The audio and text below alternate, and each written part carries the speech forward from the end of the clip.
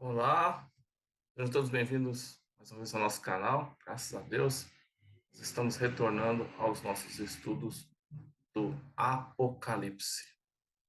Nós havíamos parado na carta à igreja de Éfeso, né?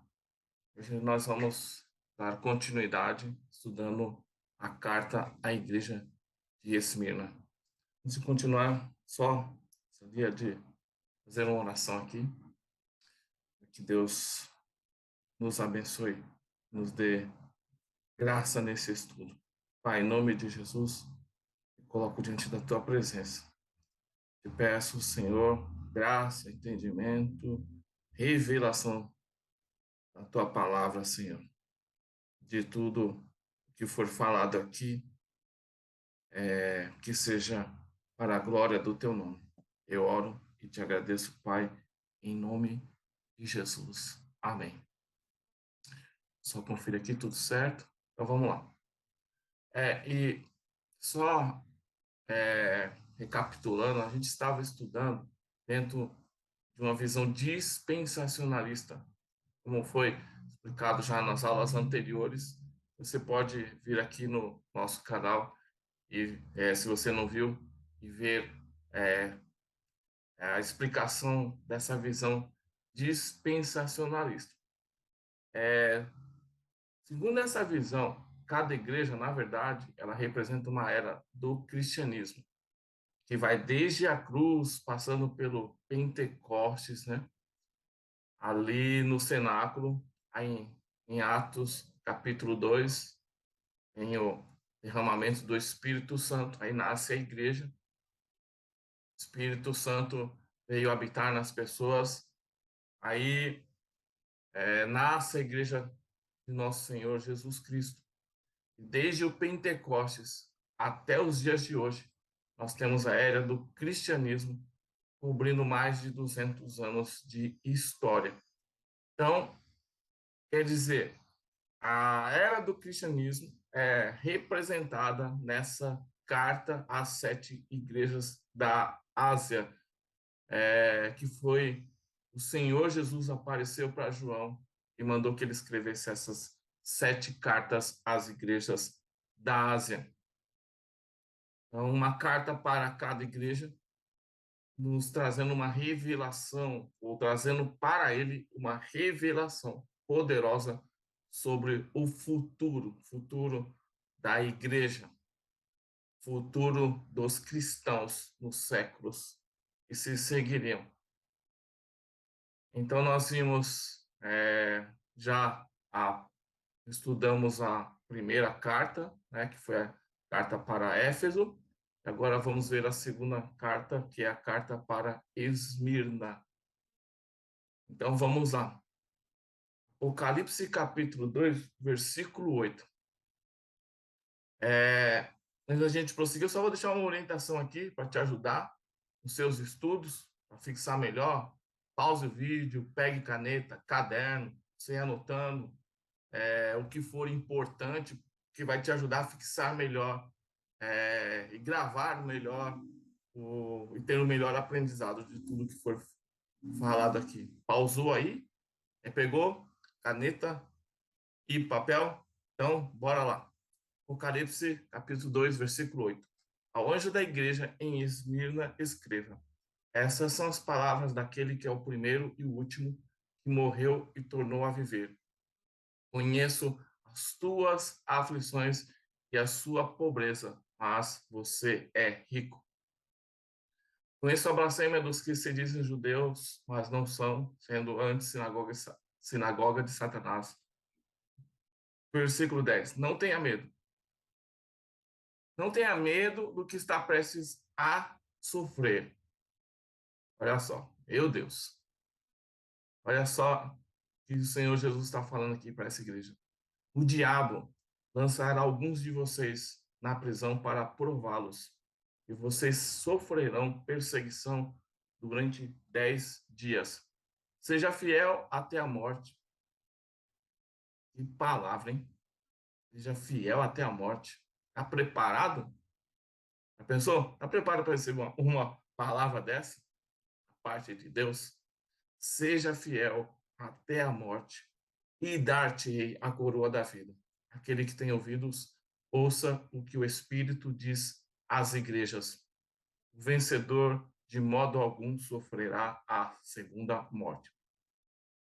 Bem, conforme a gente viu nas primeiras aulas, só recordando, o número 7 significa algo completo. As 7 igrejas falam da era cristã completa. Então, o período da carta à primeira igreja de Éfeso, nós vimos que foi desde a cruz, passando pelo dia de Pentecostes até a morte do primeiro apóstolo, por volta do ano 100, da nossa era cristã. O período representado, então, da segunda igreja, da igreja de Esmirna, começa justamente a partir daí, após a morte do último apóstolo original de Jesus, que foi o apóstolo João, no ano 100, e vai até o ano 312, e isso é o que muitos historiadores conseguem analisar do texto dessas cartas e entender essas fases diferentes da história da igreja. Muitos pesquisadores, teólogos, nessa disciplina de escatologia, que trata do estudo das últimas coisas, sobre como serão os últimos dias profetizados na Bíblia, classificam a era representada por essa igreja aqui de Esmirna, justamente neste momento, desde a morte do último apóstolo, ali por volta do ano 100, até o ano 312, quando se levanta um grande imperador em Roma, chamado Constantino, e ele oficializa a religião cristã como a religião oficial do Império Romano. Então, é nesse período de tempo, né, nessa janela de tempo, do ano 100 ao ano 312, o período compreendido para esta igreja. É nesse tempo,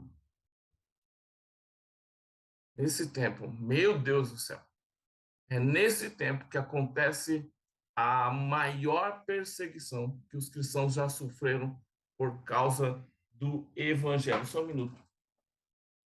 Por causa do evangelho. É nesse momento que a igreja sofre a maior perseguição da sua história.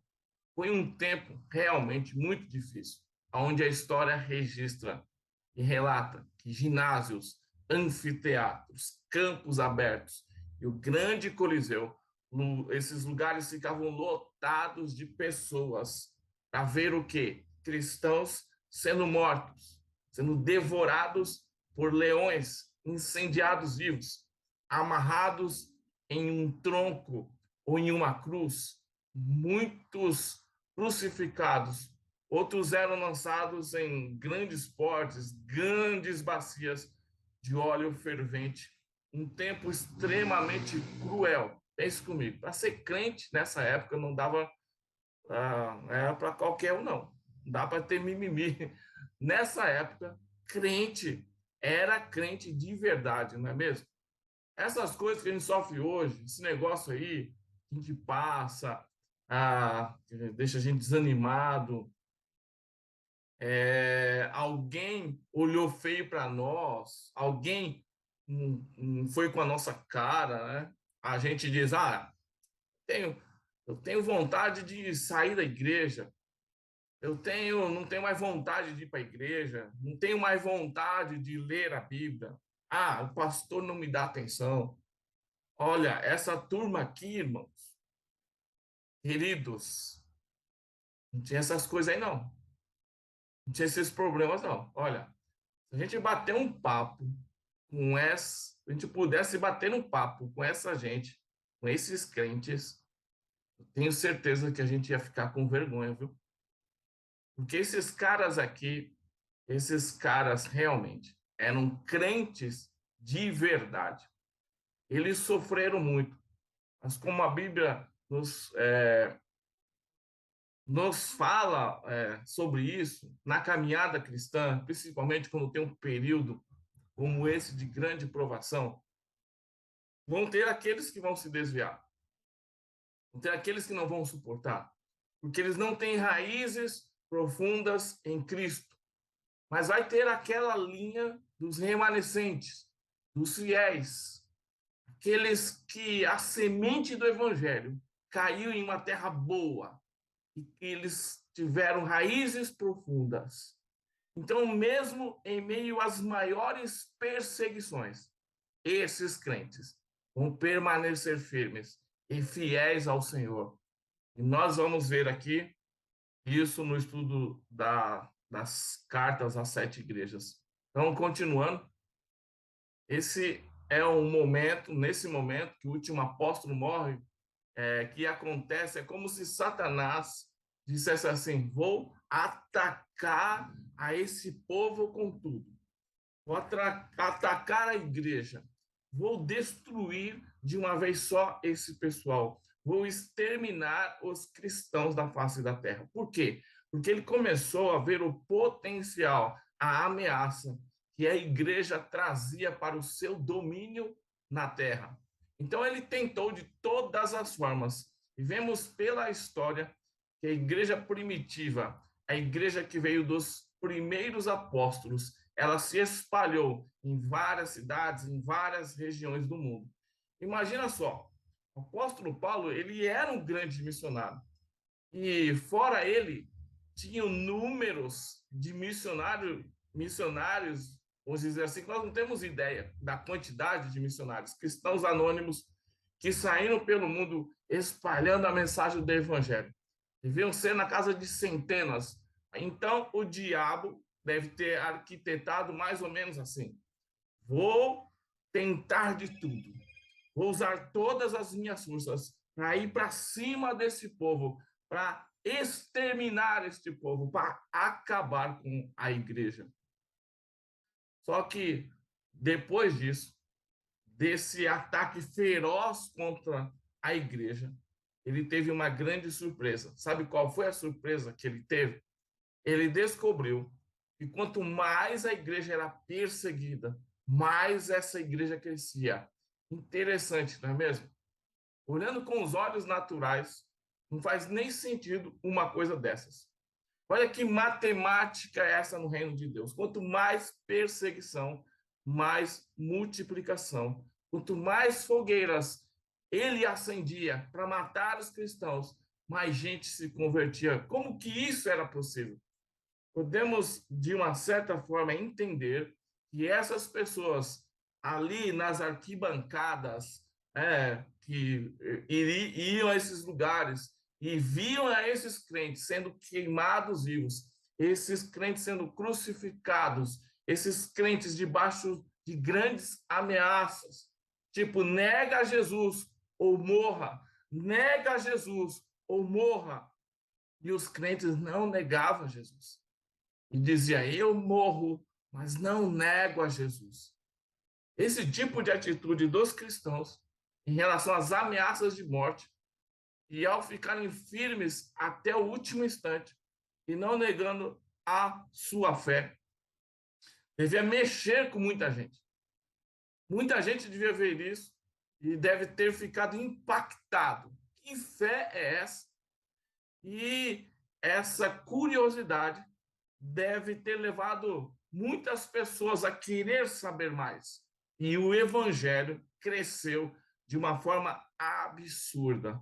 Foi uma das fases de maior crescimento da igreja cristã em relação ao percentual da população. E foi uma fase de extremo crescimento no número de convertidos ao evangelho, mas ao mesmo tempo, em paralelo, uma perseguição extrema aos cristãos. Eu peguei aqui uns exemplos da história. Por exemplo, Inácio de Antioquia, conhecido como portador de Deus.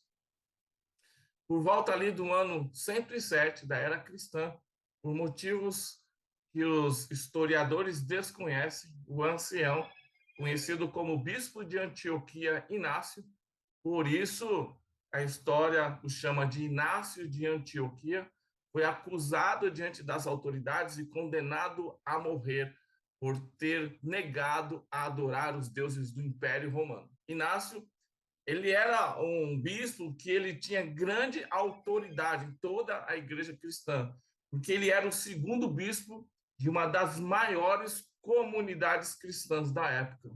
E, de algum modo, quando ele estava preso, estava sendo levado para ser julgado e morto pelas autoridades, ele havia recebido notícias de que alguns cristãos de Roma planejavam fazer gestões para livrá-lo da morte.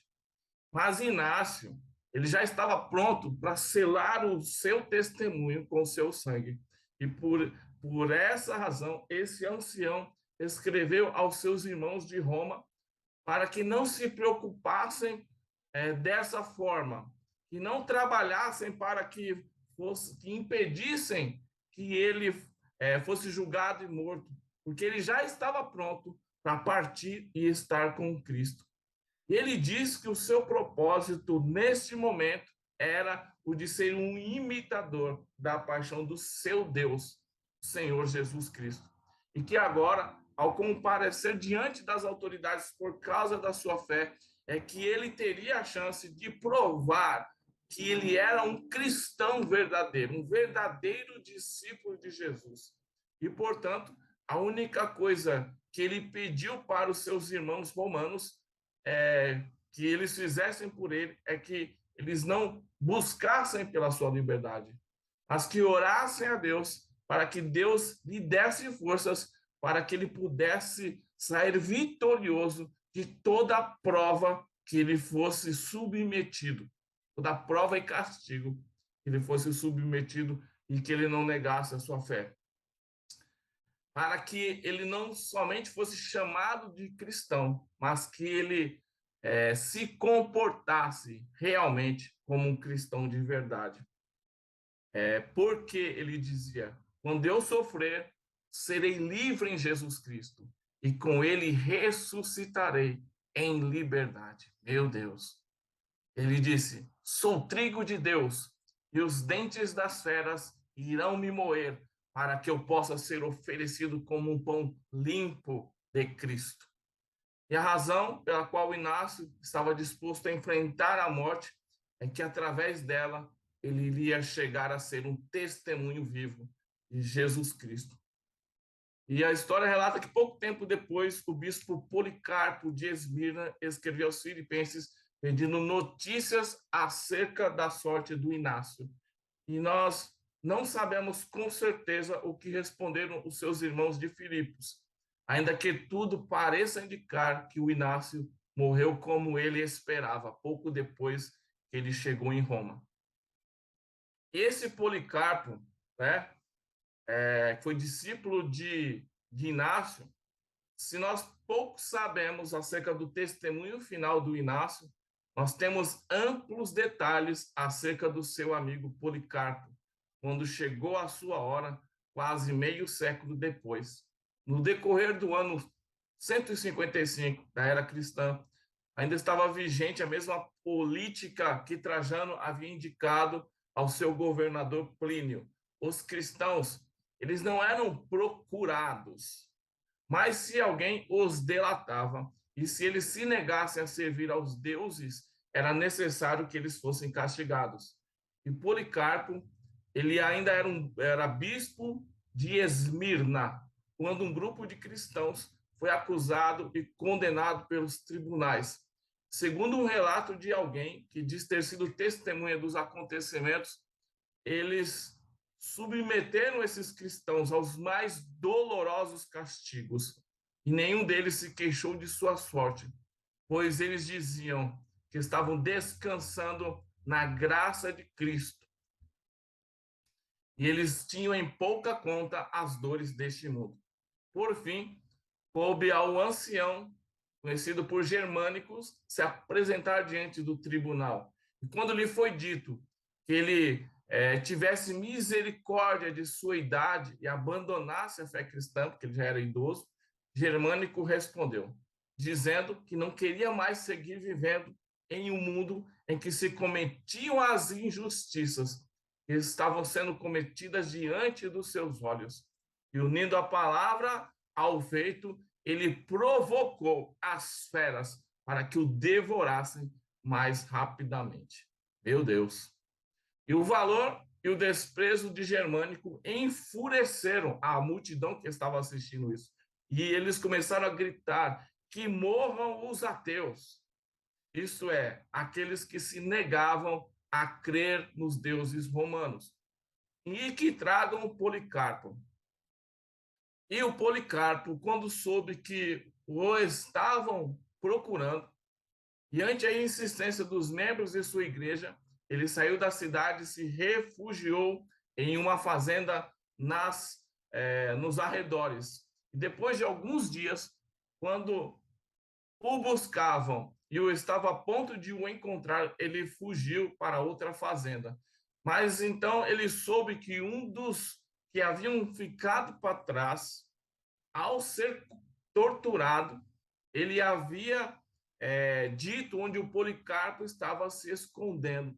E o bispo, ao saber disso, então ele decidiu parar de fugir e aguardar os seus perseguidores.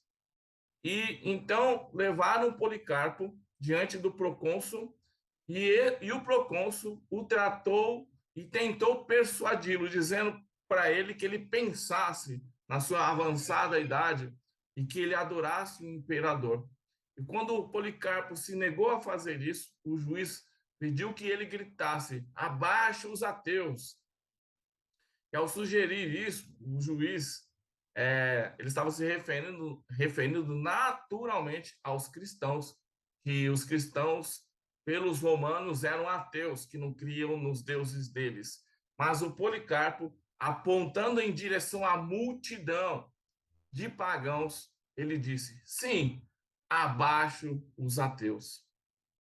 Então, de novo, o juiz insistiu, dizendo para ele que se ele jurasse pelo imperador e ele maldissesse a Cristo, ele ficaria livre. Mas o Policarpo respondeu: eu vivi 86 anos servindo a Cristo e nenhum mal ele me fez.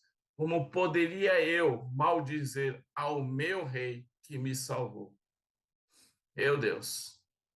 Quando por fim o juiz o ameaçou, primeiro com as feras e depois com o queimar ele vivo, o Policarpo respondeu que o fogo que o juiz podia acender, ele duraria somente um momento e logo se apagaria, mas que o fogo do castigo eterno nunca se apagaria.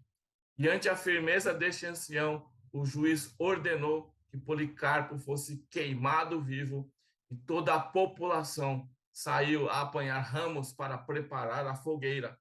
E atado já no meio da fogueira, e quando estavam a ponto de acender o fogo, Policarpo elevou os olhos ao céu e orou em voz alta, dizendo: Senhor Deus, soberano, dou-te graças, porque me consideraste digno deste momento, para que, junto aos teus mártires, eu possa ser parte no cálice de Cristo.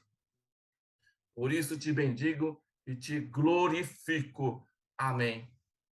E assim ele entregou a sua vida, esse ancião, que 100 anos antes, quando ele ainda era jovem, o ancião Inácio havia dado conselhos acerca do seu trabalho pastoral e exemplo de firmeza em meio à perseguição.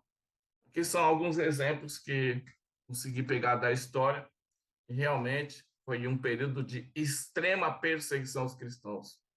Aí vem Jesus, ele traz a referência. Olha só que lindo. Olha como Jesus se apresenta aos cristãos dessa era, representada aqui pela igreja de Esmirna, a era que vai do ano 100 até o início da religião cristã, no ano 312, mais ou menos. Apocalipse 2:8. Ao anjo da igreja, escreva essas palavras. Isso diz aquele que é o primeiro e o último, o que morreu e tornou a viver. Que quando ele diz o primeiro e o último, a gente lembra do quê? Lembra do capítulo 1 do Apocalipse. Eu sou o Alfa e o ômega. E que significa? Ele está se apresentando aqui assim: eu sou aquele que sabe todas as coisas. Eu tenho todo o conhecimento, desde a letra A até a letra Z. Eu sei todas as coisas.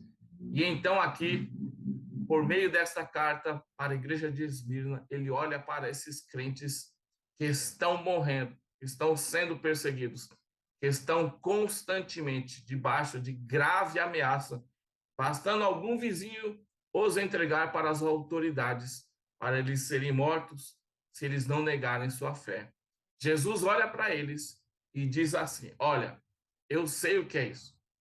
Eu sei o que você está passando, porque eu fui o primeiro mártir.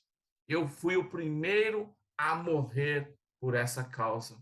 Então Jesus diz assim: olha como é lindo isso. Você vendo, sabe, esses detalhes, você contextualizar os detalhes, é empolgante, é impressionante. Jesus olha, consola essa gente dizendo assim: olha, eu sei a sua dor, eu já passei por isso, mas eu sou aquele que morreu e ressuscitou. Jesus então passa a ministrar para essa gente da era, dessa época que foi conhecida como a Era dos Mártires. Você vai sofrer perseguição, você vai até morrer, mas eu lhe prometo que assim como eu ressuscitei, Jesus diz, você também ressuscitará e estará comigo para sempre. Glória a Deus. Aleluia. Louvado seja o nome do Senhor nosso Deus. Jesus é fiel e maravilhoso. Deus maravilhoso. Aleluia. De ficar emocionado só de pensar no nosso Jesus, olhando para essa gente tão sofrida, tão perseguida, que a gente acha que a gente está passando por alguma dificuldade, não é mesmo? Claro que a gente passa, mas comparado a essa gente, não passamos nem perto, não é mesmo? Glória a Deus, nós servimos a um Deus vivo. No cristianismo, nós não adoramos e servimos a ninguém que está morto. Não. Nosso Mestre, nosso Salvador e Senhor e Salvador, Jesus Cristo, ele não ficou na sepultura. Ele morreu, mas ressuscitou e vive para todo sempre. Nós somos a única fé que adora a alguém que não está na sepultura. Glória a Deus. Jesus ressuscitou e está vivo à direita e para a glória de Deus, nosso Pai celestial, nosso Deus todo-poderoso. Eu aproveito aqui, antes de nós prosseguirmos, para compartilhar com você um versículo da palavra de Deus que diz assim: nós esperarmos em Cristo, somente nessa vida, nós somos os mais miseráveis de todos os homens. 1 Coríntios 15, 19. A nossa esperança não está nessa vida. Nós temos uma vida eterna a viver com Deus. Aleluia. Glória a Deus. E outro versículo, Jesus nos diz: tenho-vos dito estas coisas, para que em mim tenhais paz. Tenhais paz em Jesus. No mundo vocês terão aflições, mas tem de bom ânimo. Eu venci o mundo. Glória a Deus. Aleluia. João, capítulo 16, versículo 33. Então, continuando. Então, vem Jesus e passa agora a trazer uma palavra de reconhecimento para a igreja de Esmirna, que representa essa tempo da história conhecido como a Era dos Mártires. E vamos lembrar que em cada carta, Jesus traz, primeiro, a referência de quem ele é, segundo, o reconhecimento que ele tem da igreja, terceiro, alguma reprovação que ele tem da igreja. Quarto, a recomendação que ele dá a cada igreja. E quinto, a recompensa prometida a cada um que vencer, a cada vencedor fiel. Aleluia. Glória a Deus. Então, nós vimos aqui como Jesus se apresenta. Ele se apresenta dizendo: eu sou o primeiro e o último. Eu sou aquele que morreu, dizendo: eu também morri, mas eu tornei a viver. Eu ressuscitei. Pois bem, e agora qual é o reconhecimento que ele dá a esta igreja? Versículo 9. Conheço as suas obras. Eu sei o que você tem produzido no meu reino e as suas aflições. Eu sei exatamente o que você está passando. E pobreza, ou seja, eu sei o que você está perdendo ou deixando de ganhar por causa do seu comprometimento com o meu reino, com a obra, por causa do reino. Eu sei tudo o que você está passando, que você está sofrendo por amor ao meu nome, mas você é rico. Eu quero te dizer que você tem uma riqueza que é muito maior do que você pode imaginar. Você é rico. Isso é o que Jesus fala para essa gente, para essa igreja. Conheço a blasfêmia dos que se dizem judeus, mas não são. Vamos entender isso também. Antes eles são da sinagoga de Satanás. Que luta, hein? Bom, então primeiro Jesus, ele diz assim: as suas obras eu conheço. Eu sei que você é fiel. Eu sei que você está passando por grande luta. Eu sei que isso é que você está passando por causa da fé em mim está te trazendo grande prejuízo, grande pobreza. Pobreza aqui material, obviamente. Mas, no entanto, Jesus afirma: você é rico, ou seja, você está acumulando uma riqueza na glória que você não tem ideia, você não tem condições nem de entender a riqueza que você está acumulando no reino dos céus.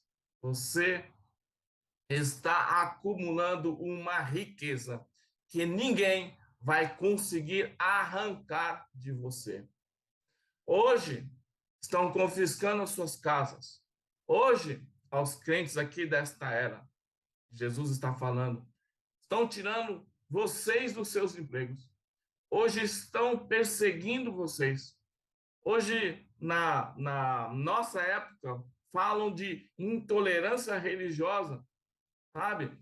O cristianismo, ele já passa por intolerância, por bullying há muito tempo. Na verdade, é o berço do cristianismo. O cristianismo já nasceu e cresceu e se desenvolveu debaixo de perseguição. Afinal, como disse Jesus, no mundo tereis aflições. Por quê? Porque vocês não são deste mundo. Assim como ele deste mundo não era. Nós somos de um reino celestial, de uma pátria celestial. Aleluia. Aí o Senhor vem e diz assim: eu sei o que você está passando. Um minuto.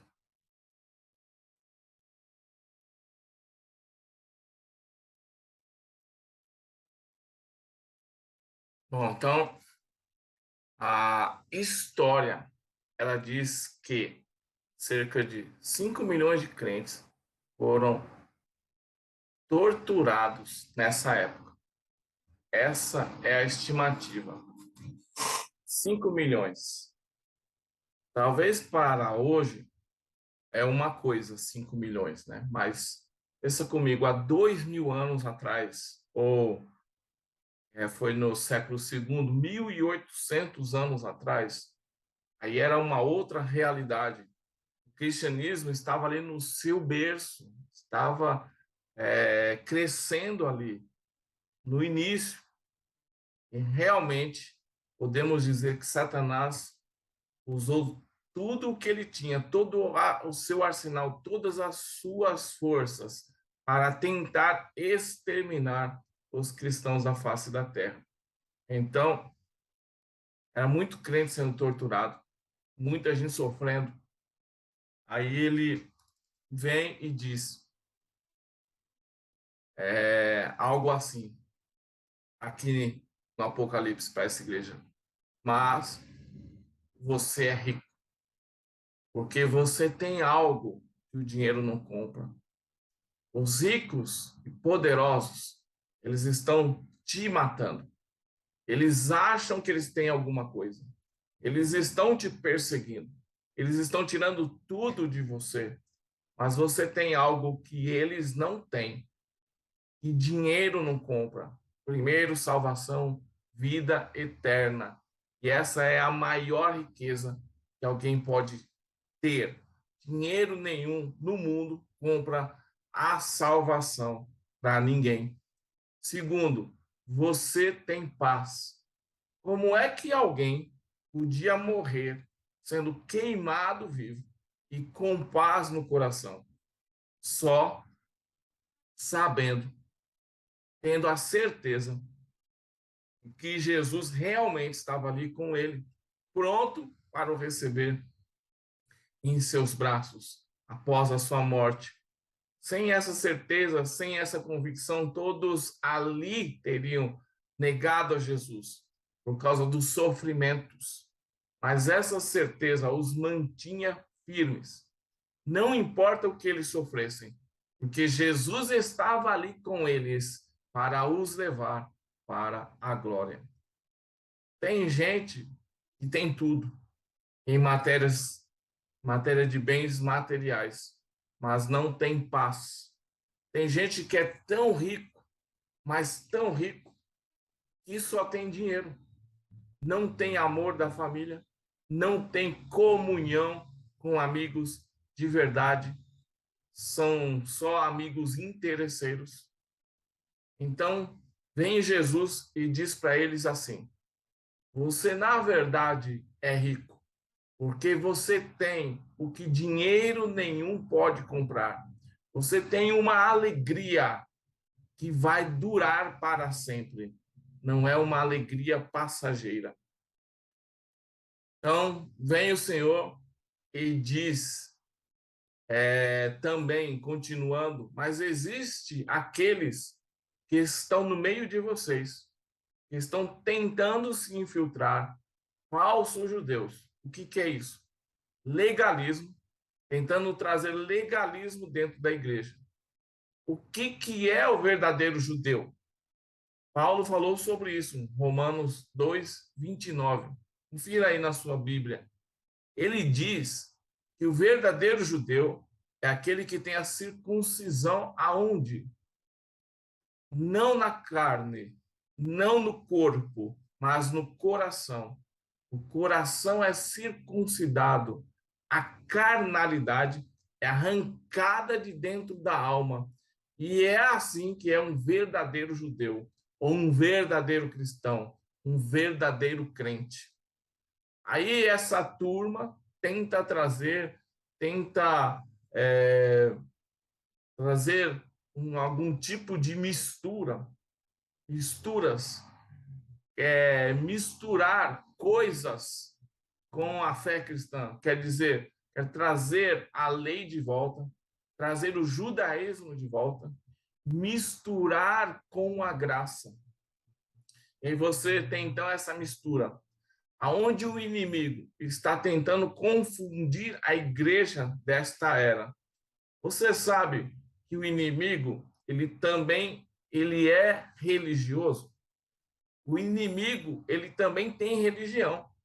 E nos últimos dias, a Bíblia diz em Apocalipse da religião até do anticristo, a religião do falso profeta, da religião que o próprio Satanás vai ensinar ao povo nos últimos dias. Aliás, até o que o diabo quer desde o início é ser adorado, receber adoração. E para isso, ele cria religiões para o adorarem como Deus. A Bíblia fala que não é de se admirar, porque o próprio Satanás, ele se transfigura num anjo de luz para poder enganar, para poder receber adoração. Ele compareceu em Jesus, diante de Jesus, quando Jesus estava ali, nos 40 dias de jejum, e ele queria que Jesus fizesse o quê? Jesus o adorasse. Ele falou para Jesus: olha para esse mundo, olha para as riquezas desse mundo, para a glória deste mundo. Este mundo é meu, a mim me foi entregue, e eu o dou a quem eu quero, e eu darei a glória deste mundo para você, Jesus, se você se ajoelhar e me adorar. Foi que Jesus falou para Satanás: pode ir embora, Satanás, porque está escrito: somente ao seu Deus adorará, somente ao um Deus verdadeiro nós devemos adorar e prestar culto, porque só existe um único Deus, o verdadeiro Deus, que é o Criador dos céus e da terra, que é o Pai, nosso Senhor e Salvador, Jesus Cristo. Então, Satanás, ele se utiliza da religião e dos religiosos. Nós vimos que, utilizando-se da religião e dos religiosos, eles mataram a Jesus, ali dentro da própria religião judaica. Mataram Jesus, entregaram Jesus para ser morto, crucificado pelos romanos. Os religiosos foram eles que rejeitaram a Jesus. Não só os judeus, mas também religiosos de várias outras religiões, eles rejeitam a Jesus. Rejeitaram a Jesus durante toda a história. O cristianismo tem sido rejeitado por, por várias pessoas por causa das suas religiões e ainda estão rejeitando a Jesus, o único Salvador, o único mediador verdadeiro entre Deus e os homens. Então, o inimigo, ele também é religioso, ele também tem religião. Hoje existe até que é o nome? Satanás Churchill, que é conhecida como a Igreja de Satanás. Então, qual é a intenção do inimigo? Trazer essas misturas perigosas, religiosas, que afastam as pessoas da verdade, da graça, do evangelho genuíno, puro, simples e verdadeiro. Aí vem o Senhor Jesus e diz: cuidado com esses falsos professores, com esses falsos mestres. É semelhante ao que vimos no primeiro século, na primeira igreja. Cuidado com essa gente que nega a divindade de Jesus. Ah, Jesus, ele é um grande homem. Tem muita gente que vai dizer assim, né? Jesus é maravilhoso. Jesus é um grande homem, aperfeiçoado, iluminado. E ele está numa fase de aperfeiçoamento tão elevada que os outros, eles estão abaixo dele. Cuidado com essa gente que nega que Jesus é Deus. Jesus é Deus. Se Jesus ele é alguém aperfeiçoado, significa que então ele não era alguém tão perfeito antes. Então, ele já nega a perfeição eterna de Jesus. O Verbo que se fez carne e habitou entre nós. Cuidado. A Bíblia está nos dizendo aqui, são ensinamentos que não vêm de Deus. Não vêm da Bíblia, não vêm da palavra de Deus. Então, Jesus agora, ele olha para essa gente, ele diz assim: Conheço a blasfêmia dessa gente que está no meio de vocês. Eles fazem parte da sinagoga de Satanás, da religião de Satanás. Então aí ele vem e fala sobre essa, vem na parte da reprovação. Em toda a carta aqui no Apocalipse das 7 igrejas, ele vem e fala que ele tem uma reprovação para cada igreja, com exceção dessa aqui e da igreja de Filadélfia. Olha que olha coisa interessante. Em todas as igrejas, Jesus diz assim: eu tenho contra você, eu tenho contra ti, conheço as suas obras, e eu tenho tal coisa contra você. Mas aqui na igreja de Esmirna, bem como na de Filadélfia, nós vamos estudar mais à frente, são as únicas igrejas que Jesus não condena nada. Essa é a menor carta das 7 igrejas. E não tem nenhum versículo aqui que Jesus reprova alguma coisa, a não ser esse fato da sinagoga de Satanás, né? E para eles somente terem cuidado com esses homens que são da sinagoga de Satanás. Mas ele não vem e diz: eu tenho contra ti tal coisa. Não tem nenhum versículo que Jesus reprova, então, diretamente alguma coisa, dizendo: eu tenho tal coisa contra você. Não tem. Isso é algo impressionante. Já pensou nisso? Você já pensou em você viver uma vida de tal forma, uma vida que Jesus olhe para você e vem e não ache em você nada para te reprovar, não ache reprovação na sua vida? Você gostaria de viver e ter um estilo de vida cristã ou um estilo cristão de viver e chega a um ponto em que não há uma reprovação de Deus a seu respeito? Coisa tremenda. Mas o que esse povo fez? E Jesus veio aqui, ele não tinha nada contra as obras deles. Talvez essa turma, ela estava passando por uma perseguição tão grande, era tanta perseguição, que eles não tinham tempo para pecar. Eles não tinham tempo para se desviar, para essas doutrinas falsas, para esses falsos judeus. Talvez a perseguição era tão intensa, as ameaças contra as suas vidas eram tão fortes, que eles não tinham tempo, por exemplo, para essas distrações que nós temos hoje em dia. Nós temos distrações, meu Deus, muita distração nós temos, um monte de distrações. E esses cristãos, por causa das perseguições, eles tinham que lutar pela sua vida. Só pelo fato de eles crerem em Jesus. Eles não sabiam sequer se eles iam viver até a próxima semana. Eles não tinham nem como fazer projetos para a próxima semana, devido às ameaças constantes que eles sofriam todos os dias, a todo momento, só porque eles decidiram ser crentes, serem seguidores de Jesus. Meu Deus do céu, nos ajude. Tenha misericórdia de nós, meu Deus. Então, nós podemos entender que a perseguição contra eles foi tanta que essa igreja não tinha tempo para ficar tropeçando. Aí Jesus não tem nada contra eles. Aí vai direto e recomenda a eles, faz a recomendação, versículo 10.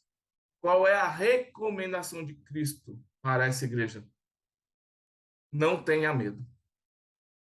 No meio, sabe, dessa doideira, dessa perseguição, de tanta morte, não tenha medo. do que você está prestes a sofrer, o diabo lançará alguns de vocês na prisão. Olha isso. Coisa difícil de se ouvir. Satanás levantou uma grande perseguição. Vocês serão presos e vocês vão ser provados. Vocês sofrerão perseguição pelo período de 10 dias, mas seja fiel até a morte. Jesus está dizendo: eu sei que vocês vão morrer por causa dessa perseguição, mas seja fiel, não tenha medo. Eu te darei a coroa da vida. Meu Deus, que palavra! Jesus olha para esse pessoal sofrendo com tantas ameaças e diz para eles: não tenha medo, tem que ser crente. Sim ou não? Meu Deus! Oh, meu Deus! E pode aí levantar as mãos e dizer assim: oh, meu Deus, eu preciso dessa força, eu preciso desse vigor, eu preciso dessa unção, de ser um crente assim, de ser fiel até a morte. Meu Deus, meu Pai, se eu perder amigos, a popularidade, tem gente hoje que para ser popular, por exemplo, nas mídias sociais, no Instagram, preferem não falar de algumas coisas, evitam falar algumas coisas para ser aceito por muita gente. Prefere não entrar no pensamento da maioria. Tem muita gente hoje por aí que tem nome de crente, diz crente, mas nega a doutrina, nega os ensinos da palavra de Deus, não tem coragem de falar e viver realmente da forma que a Bíblia nos diz para nós vivermos, para nós testemunharmos. Temos uma vida de acordo com a palavra de Deus. Por quê? Para eles não se queimarem, ou como dizem hoje, para não ser cancelado nas redes sociais. Meu Deus, nos dê força, Senhor, principalmente nesses últimos dias. Aí a Bíblia aqui vem Jesus e diz: não tenha medo, porque o diabo vai lançar vocês na prisão. Vocês serão testados, mas seja fiel até a morte. E vocês vão passar uma prova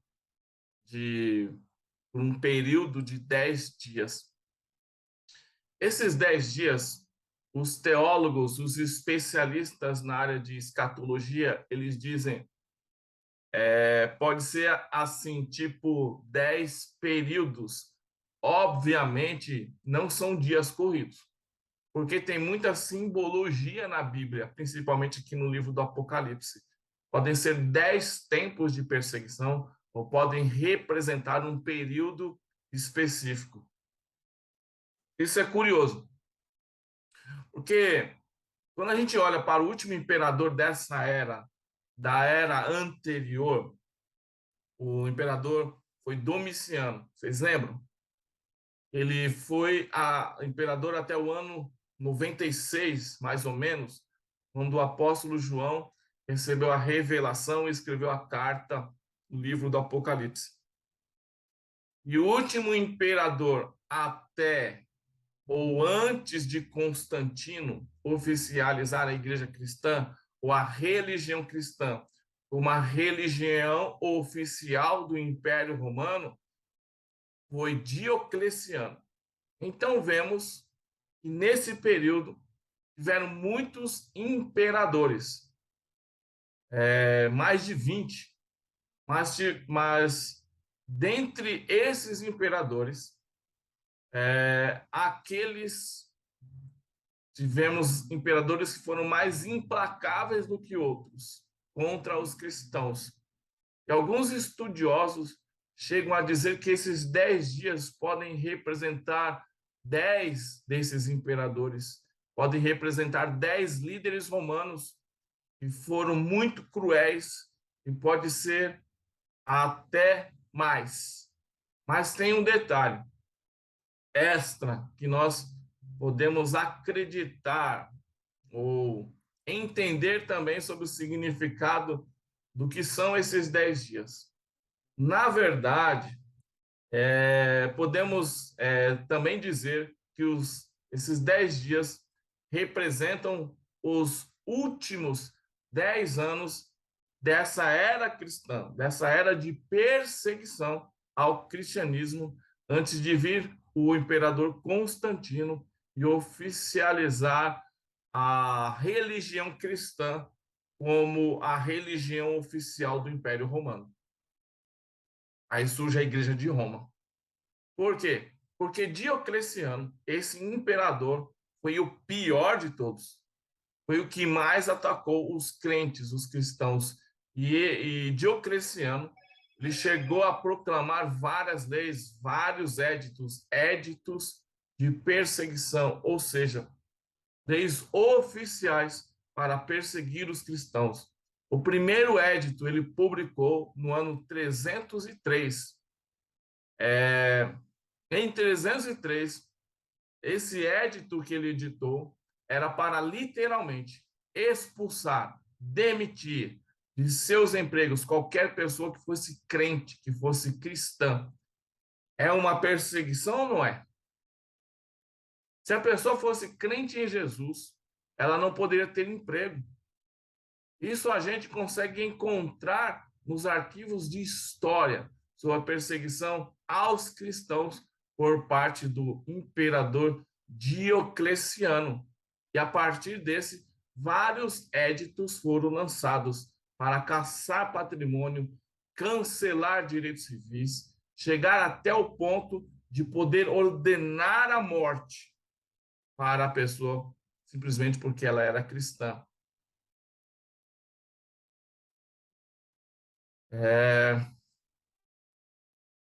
Então, isso nos faz lembrar do que Jesus estava falando antes, né?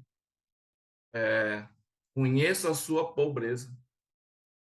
Isso levou realmente as pessoas, por serem crentes em Jesus, a uma vida de pobreza, uma vida de miséria, que principalmente no Império, quando o imperador Diocleciano assumiu o Império Romano. Teve um édito, uma lei que obrigava os crentes a entregarem qualquer publicação, qualquer literatura cristã. Então, nesse período, muitos textos bíblicos com ensinamentos de Jesus e dos apóstolos de Jesus foram queimados em cumprimento a essa lei. Então, eram queimados por lei. Por isso, precisamos, voltando para os nossos dias, precisamos, como cristãos, entendendo a história, votar, eleger, buscar eleger homens e mulheres de Deus, ou pelo menos que estejam comprometidos com valores como família, como religião, respeitando as nossas religiões, para eles editarem, fazerem leis que protejam a nossa liberdade religiosa, de culto, que é garantida, inclusive, na nossa Constituição. Mas nós dormimos no ponto, como muitos países aí o povo dormiu, nós podemos ter essas nossas garantias canceladas, podem mudar a nossa Constituição, podemos perder as liberdades, os direitos que nós temos hoje. Estamos vendo atualmente que a cada dia aparece até a nossa liberdade, a nossa liberdade de fala, de nos expressar, de falar o que nós cremos, o que nós pensamos, está cada dia mais difícil. Logo, do jeito que a coisa está caminhando, nós cristãos não vamos mais poder mais nem ensinar a Bíblia, porque vai ofender alguém. ou nem vamos né, chegar nessa questão de dizer que vai ofender. Vamos dizer que vai contra o pensamento de alguém, então nós não podemos dizer. Então não teremos mais o debate de ideias, pois o que eu penso pode ofender ou pode ir contra os pensamentos de alguém. Então, a cada dia podemos ver que o cerco está se fechando, como já era no começo da era cristã. E se nós não vigiarmos, vamos perder nossas liberdades de livre pensamento, de falar o que pensamos e o que cremos. Como em algumas partes do mundo isso já acontece. Até que chegou o máximo da perseguição aqui desses éditos. E finalmente, em 313, 10 anos depois dos primeiros éditos, veio o Édito de Milão, que não foi em Roma, foi em Milão, onde cessou oficialmente a perseguição contra a igreja cristã, contra os cristãos. Então, 303 foi o primeiro édito de Diocleciano. Em 313 foi o último édito. Então, são 10 anos. Então, segundo essa interpretação, esses 10 dias representam esses últimos 10 anos de perseguição aos cristãos, nesse período da história, período terrível de perseguição aos cristãos. Ele começou desde lá do ano 100 da era cristã até os últimos 10 anos, no ano 313, quando oficialmente a igreja cristã foi reconhecida pelo imperador Constantino como uma religião impéria, uma religião oficial do Império Romano. Isso porque o imperador Constantino, entre aspas, se converteu ao cristianismo. Aí ele oficializou a religião cristã como a religião oficial do Império Romano. Por isso temos a Igreja Romana até os dias de hoje. Então vamos finalizar aqui esse estudo falando da recompensa de Cristo. No versículo 11, ele fala aqui, diz: eu não só te daria a coroa da vida, que é a recompensa, o prêmio por você ser fiel até o fim. No versículo 11 diz: aquele que tem ouvidos, ouça o que o Espírito diz às igrejas. Essa é a declaração. Está ouvindo? Ele diz assim: ao vencedor, aquele que vencer, e já sabemos quem é o vencedor, segundo a Bíblia, né? 1 João 5, 4 e 5. Vamos ler? Vou dar uma lida. 1 João, capítulo 5, versículos 4 e 5. Diz assim: porque todo o que é nascido de Deus vence o mundo, e esta é a vitória que vence o mundo, a nossa fé.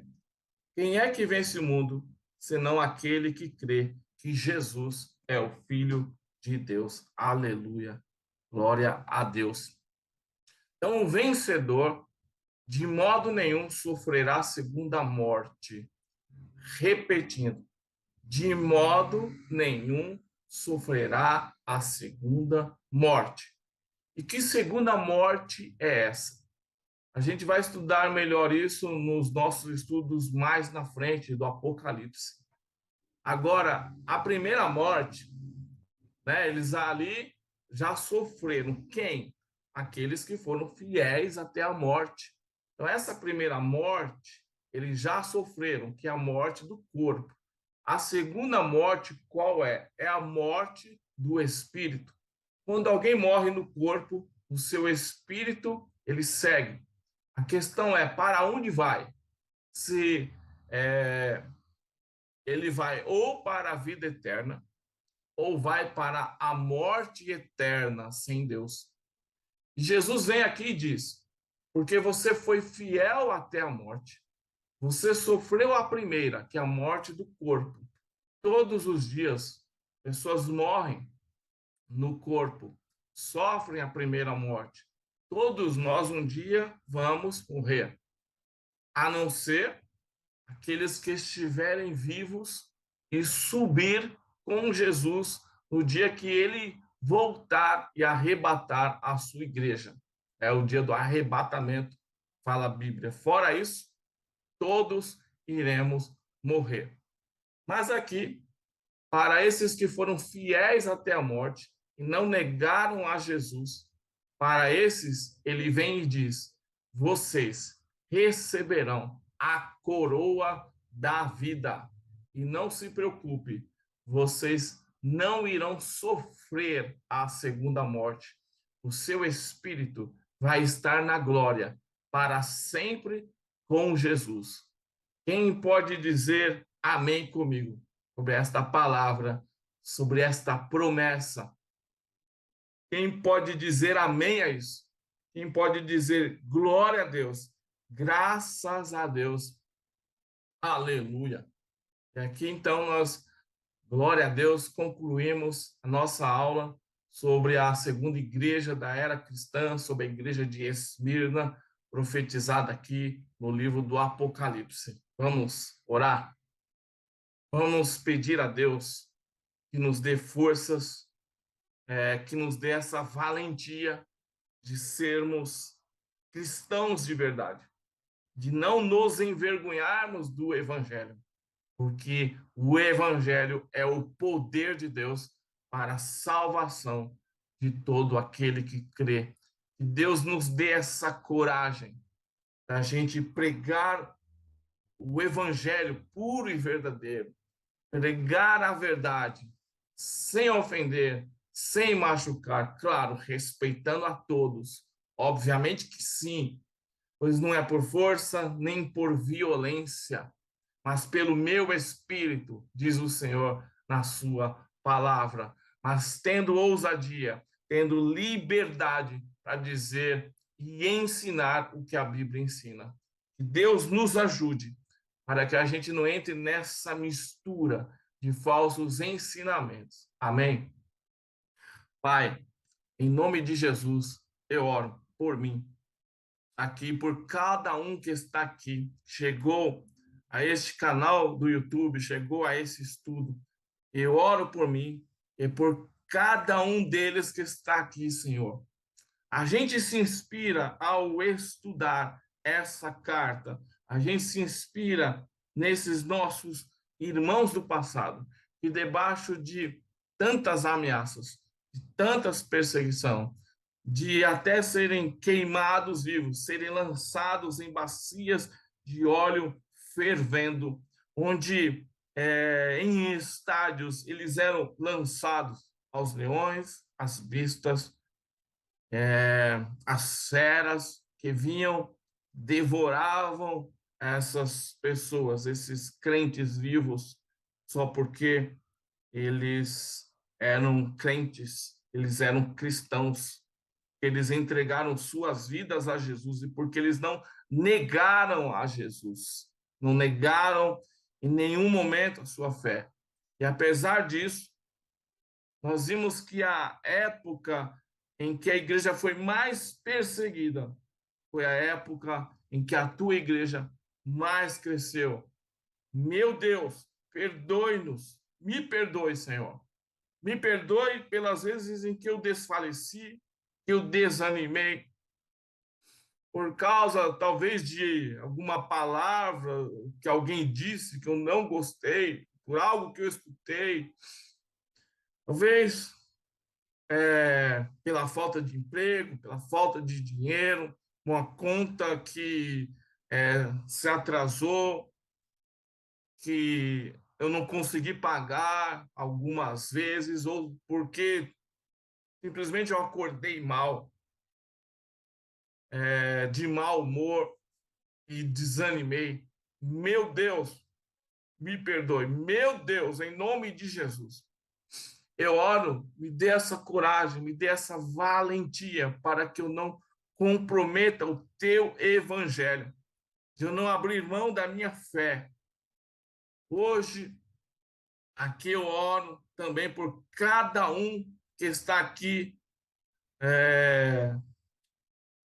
que escutou, que participou desse estudo aqui, Senhor, para que cada um possa receber uma unção nova de Ti, uma unção nova para andar em vitória, em novidade de vida, para andar todos os dias em obediência à Sua palavra. E a coroa da vida esteja esperando para cada um de nós que seremos fiéis até o fim. Aconteça o que acontecer. Enquanto isso, te peço que o Senhor nos livre do mal e que o Senhor nos use para o bem, para cumprir o teu chamado, teu propósito, tua missão que o Senhor nos confiou. Em nome de Jesus. Amém. E amém. Aleluia. Glória a Deus. Então, glória a Deus. Deus te abençoe. Terminamos aqui o estudo da segunda carta às igrejas de Jesus. Logo, com a permissão de Deus, estarei postando aqui no canal o estudo da terceira carta, que foi a carta para a igreja de Pérgamo. Obrigado a todos. Fiquem com Deus. Deus abençoe. Amém.